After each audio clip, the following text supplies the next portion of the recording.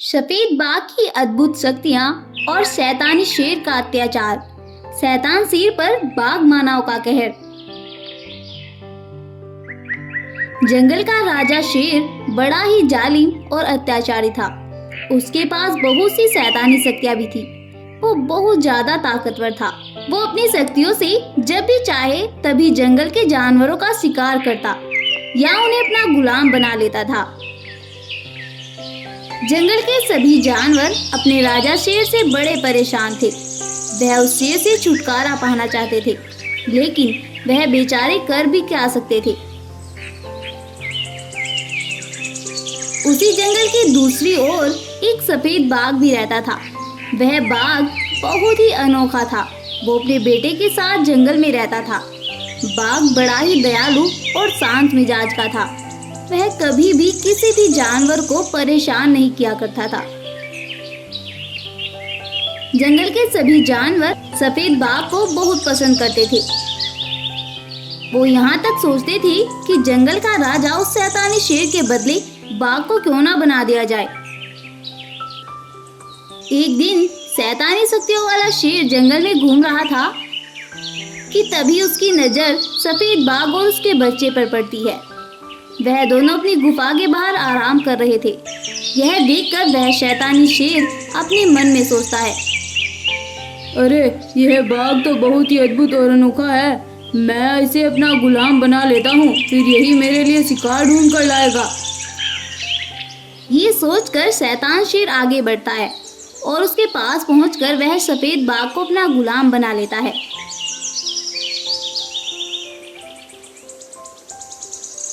देखो सफेद बाघ, आज से तुम मेरे गुलाम हो। जैसा मैं कहूँगा तुम्हें वैसा ही करना है। अगर तुमने कोई भी गलती की तो मैं तुम्हारे बेटे की जान ले लूंगा।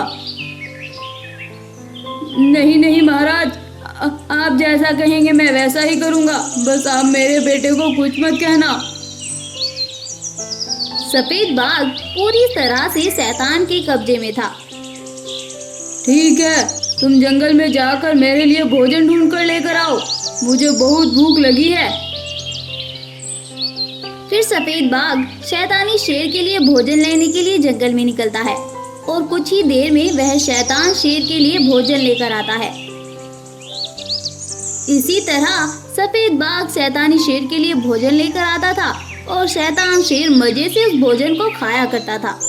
ऐसे ही दिन गुजर रहे थे। एक दिन सफेद बाघ का बच्चा बीमार पड़ जाता है। सफेद बाघ शिकार नहीं कर पाता तो वो शैतानी शेर आकर बाघ से कहता है, तुम अभी तक मेरा भोजन क्यों नहीं लेकर आए? भूख के मारे मेरी जान निकली जा रही है।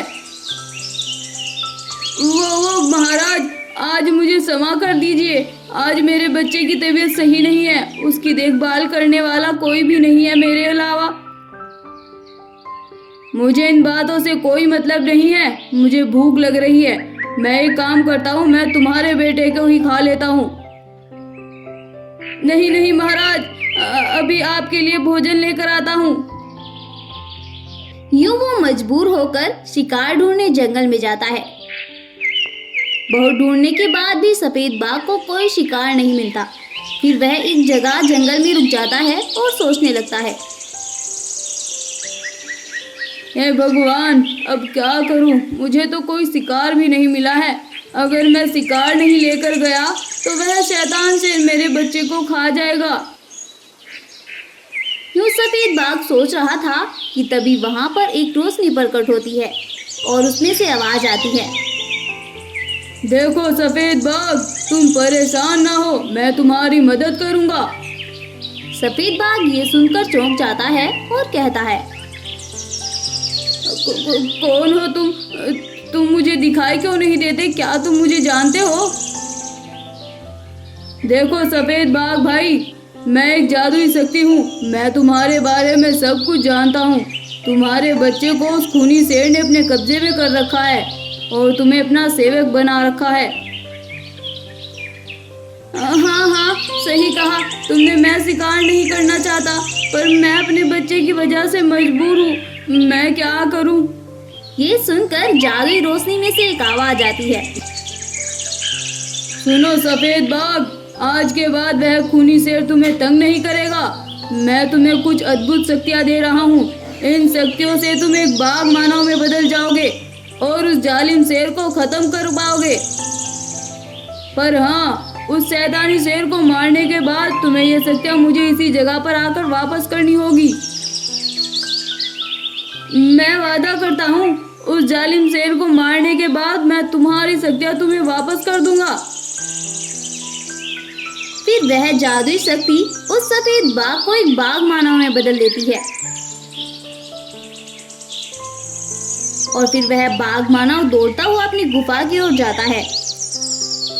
कुछ ही देर में वह बाघ मानव अपने बेटे के पास आता है और शैतान शेर बाघ मानव को देखकर गुस्से से आग बबूला हो जाता है और कहता है, उस सफेद बाघ की ये मजाल कि वो यहाँ ना आकर तुम्हें यहाँ भेज रहा है, वो भी खाली हाथ। अब मैं उसके बच्चे को नहीं छोड़ूंगा, लेकिन उससे पहले मैं तुम्हें खत्म करूंगा। फिर उनमें खतरनाक जंग शुरू हो जाती है और दोनों के बीच जमकर लड़ाई होती है।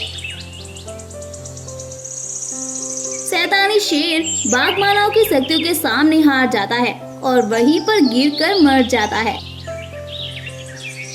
बाघ मानव फिर से सफेद बाघ में बदल जाता है